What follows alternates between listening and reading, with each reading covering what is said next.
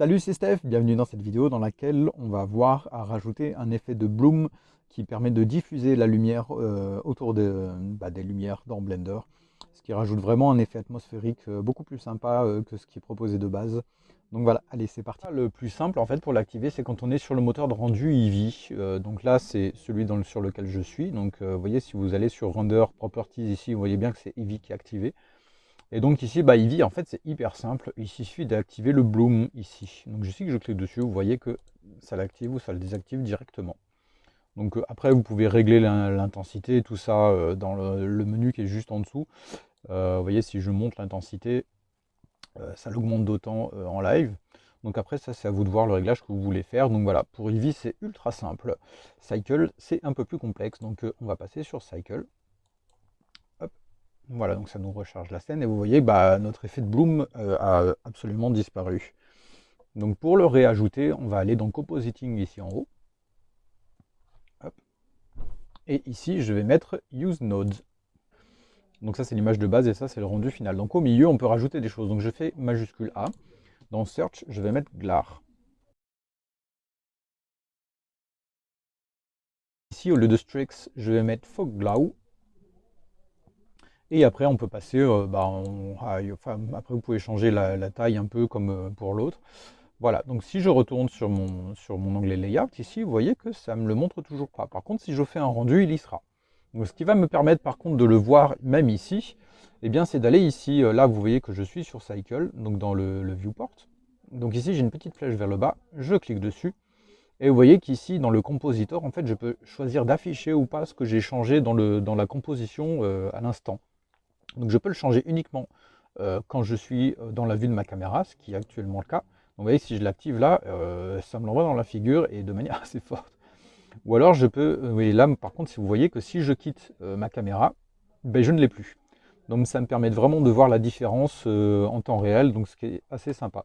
Donc si je repasse en vue caméra, vous voyez que ça me l'affiche encore. Par contre, si je vais en Always, eh bien si je quitte la caméra, ça va continuer à me l'afficher dans tous les cas.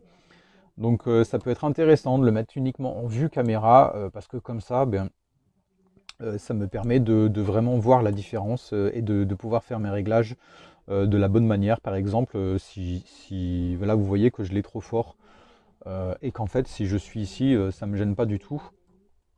Ça me montre que soit j'ai mis trop de lumière, soit que l'effet de glare est trop fort. Donc là vous voyez, si j'enlève une lumière, en Eevee, ça passait très bien, mais par contre ici, ça passe moins bien. Et là, par contre, si je la désactive, elle était trop forte. Vous voyez que ça s'affiche très très bien et ça rajoute un effet vraiment très très sympa à ma lampe. Donc par contre, je pourrais aussi donc laisser ça et aller changer, pardon, pas dans Shading, dans Compositing. Ici, je rajoute une fenêtre pour pouvoir voir donc ma lampe. Voilà, je repasse dans la même vue. Je me mets sur Cycle et je réactive le fait de voir. Voilà. Comme ça me permet de pouvoir, vous voyez, ici, faire mes réglages en même temps. Donc, comment j'ai fait pour afficher une nouvelle fenêtre? Vous voyez que là, si je me mets dans l'angle, ça me met une petite croix. Et en fait, si je fais glisser sur le côté, ça me permet de rajouter une fenêtre. Et là, avec ce petit onglet ici, ça me permet de changer en fait ce qui s'affiche. Donc vous voyez, si je passe sur 3D Viewport, eh bien ça m'affiche ma vue 3D, tout simplement. Donc à partir d'ici, tous les changements que je vais faire vont s'afficher en temps réel ici. Donc je peux changer la taille et vous voyez la réduire par exemple à 7.